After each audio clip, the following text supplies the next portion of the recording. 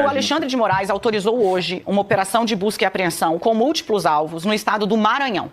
O que é que está sendo apurado, né? Meses atrás, você viu aqui, inclusive no All News, um blogueiro do estado do Maranhão foi alvo de uma ação autorizada pelo ministro Alexandre de Moraes porque divulgou o trajeto Blogueiro, hein? Atenção para blogueiro, porque tem que justificar, porque não é imprensa, tem que ser blogueiro porque não é imprensa, segundo ela e o STF. Veículos, placas utilizadas pelo ministro Flávio Dino e pela família dele no Maranhão, quando a família, o Dino é do Maranhão, está no estado. A divulgação de início sugeriu que haveria algum tipo de irregularidade, porque o ministro estava utilizando carros, né, do Tribunal de Justiça do Estado. Não há irregularidade, é o protocolo de segurança. O ministro Flávio Dino hoje é o segundo ministro mais ameaçado no país. Quando houve a primeira operação, com foco nele... Peraí, alguém puxou o contador, não? Vocês têm um contador de ameaças de ministros aí? Porque ou eles inventaram esse contador? Eu acho que eles inventaram esse contador. Vamos lá. Blogueiro, nós explicamos aqui que ele já foi, inclusive, preso pela Polícia Federal anos atrás, sob a acusação de achaque. Então tá tentando descredibilizar o cara. Ou seja, de chantagear alvos, cobrar dinheiro para publicar ou não publicar informações neste blog dele. Pois muito bem, a operação de hoje tem múltiplos alvos. A investigação está toda sob sigilo. E aí, para quem está em casa entender um pouquinho, quando um ministro está tratando do caso que envolve a segurança de um colega, de um outro ministro, o cerco fica muito apertado mesmo. Marco. Então, o que a gente conseguiu apurar nessa investigação que está... Marco, o Flávio Dino não parecia ter problema andando no Complexo da Maré, né? Da onde estão vindo essas ameaças? Quem que está ameaçando o Dino?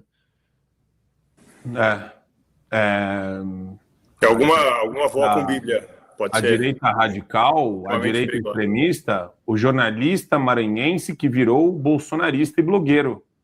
Ele virou um blogueiro bolsonarista, então, agora. Então pode tudo. Essa é a chave, né? É sempre essa a chave. É uma das cenas mais revoltantes que eu já vi, Marco. Esse vídeo dela é assim, parece que ela é uma espécie de assessora do Satanás, né? Ainda de vermelho. Não está longe, né? A operação da Polícia Federal de hoje alcançou múltiplos alvos no Maranhão. Inclusive, um político do estado que já havia sido alvo de uma batida da polícia numa outra investigação e foi colocado em prisão domiciliar pela quantidade de fuzis e munição que foi encontrada com ele dentro de casa. Esse personagem voltou a ser visitado hoje. Ela está usando isso para justificar, tá, pessoal? Isso daí é o que você ouviria da boca dos ministros como fundamentação. Ela está falando que tem precedente. Ela está lendo. É que nem quando você tem...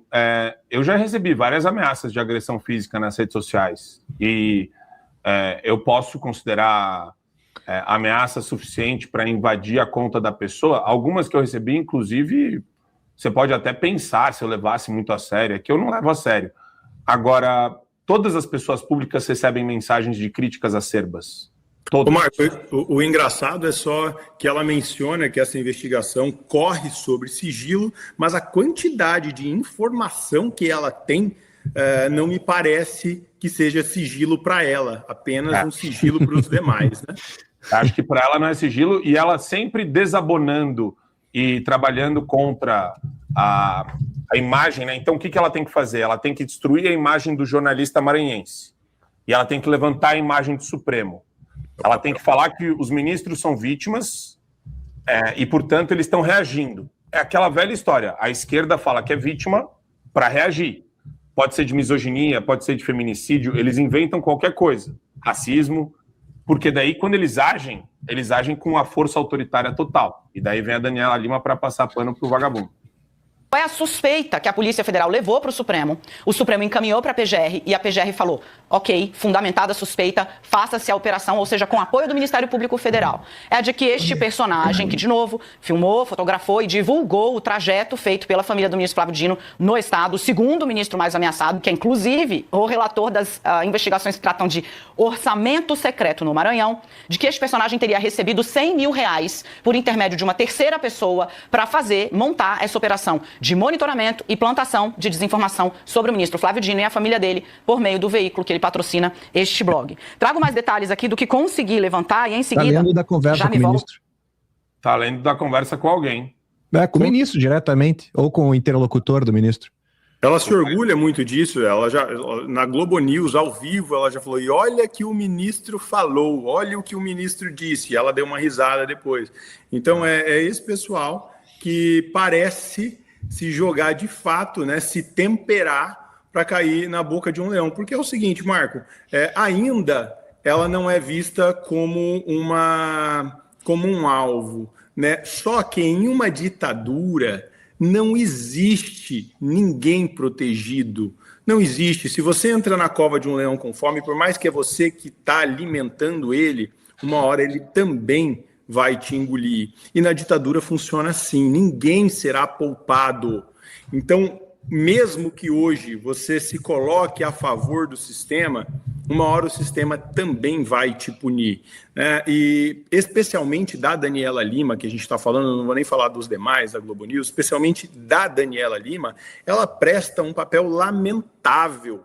Ela é antijornalismo, completamente. Ela não representa a classe dela, ela destrói a classe dela quando ela criminaliza, descredibiliza um colega de trabalho, condenando a um crime que não existe de fato, ou pelo menos incitando uma condenação pública através da desinformação de um crime que não existe. Principalmente quando ela liga na mesma relação, no mesmo contexto, a mais um mandado de prisão, a um ex-político que tem X fuzis em casa, ou seja, olha o peso que ela está trazendo para essa informação de uma organização completamente criminosa contra a vida de um ministro que não é.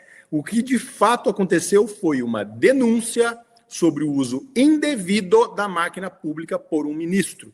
Ponto. Este é o cerne. Mas ela cria toda uma narrativa para fazer a desconstrução daquela fonte para que então justifique todo esse aparato policial aí que foi feito em torno de descredibilização desse cara. E eu não quero cansar a nossa audiência com o hiperfoco nessa discussão, mas eu vou passar para o Douglas, porque ele está muito sério. Ele até colocou o agasalho da academia para depois fazer um ótimo treino de peito, depois que ele assistir a esse vídeo da Vera Magalhães. Nossa.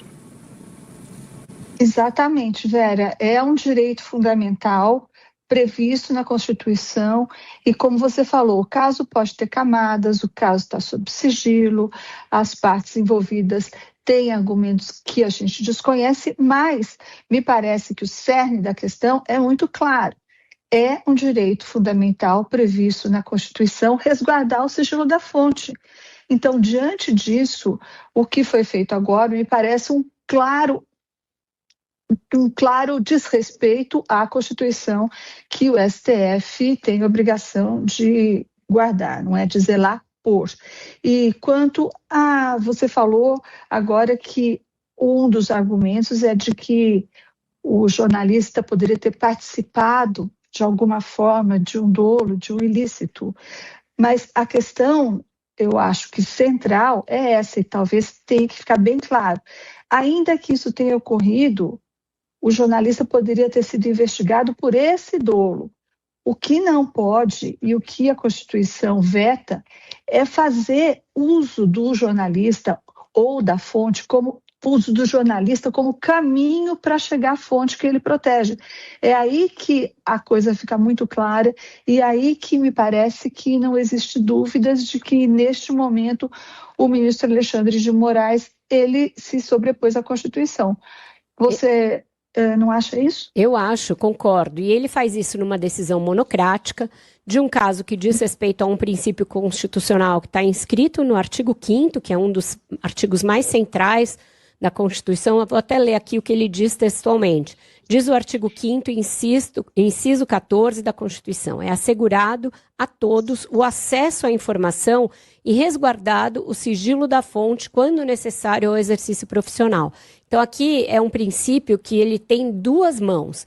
Uma delas é o direito do jornalista ao segredo da sua fonte e o outro é o direito do cidadão a ser informado e ser informado muitas vezes de uma maneira que exige o sigilo da fonte. Tem outros casos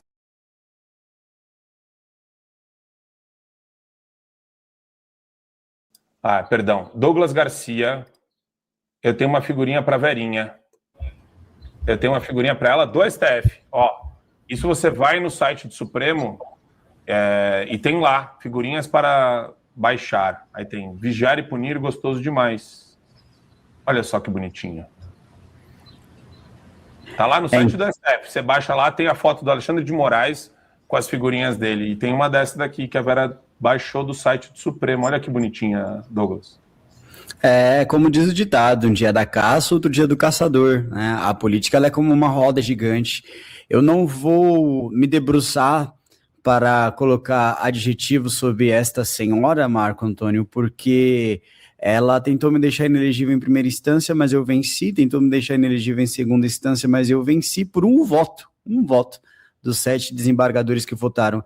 E agora ela recorreu para o TSE e está brigando de novo para que eu fique inelegível. Então, meus advogados orientaram a não falar especificamente sobre ela, mas a opinião dela é uma opinião geral de alguns jornalistas que estão exatamente sofrendo do mesmo súbito. Aquele súbito de, olha, meu Deus do céu, bateu, a água bateu no bumbum. Porque de tanto que a gente falou, de tanto que a gente avisou, de tanto que nós estávamos aí avisando aos 4 cantos de que isso iria chegar neles, a perseguição finalmente chegou. E, aliás, não é finalmente chegou, não, é porque eles têm uma memória curta. Memória curta porque o STF já censurou jornalistas, sim. Para quem não se lembra o que aconteceu, se eu não me engano, foi num jornal que era ligado ao antagonista, teve uma busca e apreensão, uma retirada de uma matéria desse jornal, e foi um escândalo à época, foi determinado pelo Dias Toffoli, Alexandre de Moraes, e agora nós temos mais uma ação vinda por Alexandre de Moraes que rendeu até mesmo, não apenas essa fala desta senhora, vinda em público dizer isso ao vivo, mas também uma matéria no Globo, onde ela diz o perigo de relativizar o sigilo da fonte. Ora, não tem o perigo de relativizar o direito à liberdade de expressão? Não tivemos o perigo de relativizar o direito à liberdade de pensamento, não tivemos o perigo de relativizar o direito à livre manifestação, como aconteceu nos presos políticos do 8 de janeiro, não tivemos o direito de relativizar a vida, como aconteceu no caso do Clezão, mas agora eles estão preocupados com o perigo de relativizar o sigilo da fonte. É incrível, Marco Antônio, olha só a que ponto chegamos o nosso Brasil. Olha, se for para que eles tenham um mínimo de decência, eu espero que isso aconteça com veículos maiores ainda, como a Rede Globo de televisão. Eu gostei da cara da Vera Magalhães, já que você não pode entrar tanto nas expressões, nas microexpressões faciais da Vera Magalhães, a mesma cara do Otávio Guedes, né? Os leões de chácara da ditadura. Que esses caras são, na verdade. Eles nunca vão... o cinismo deles existe porque eles nunca serão, ou eles acham que nunca serão, alvos do Supremo Tribunal Federal. Em menos de 4... já é bastante tempo, né? Quase uma década. Mas a gente viu que eles estavam falando isso há 4 anos, 3 anos, 2 anos, ano passado. Aí agora eles começam a flexibilizar, mas isso passa, tá? Se é para usar o Supremo para acabar com você, Douglas, a Vera Magalhães vai postar de novo vigiar e punir, gostoso demais. Eles vão até a última instância do Poder Judiciário para poder fazer isso daí. Exato.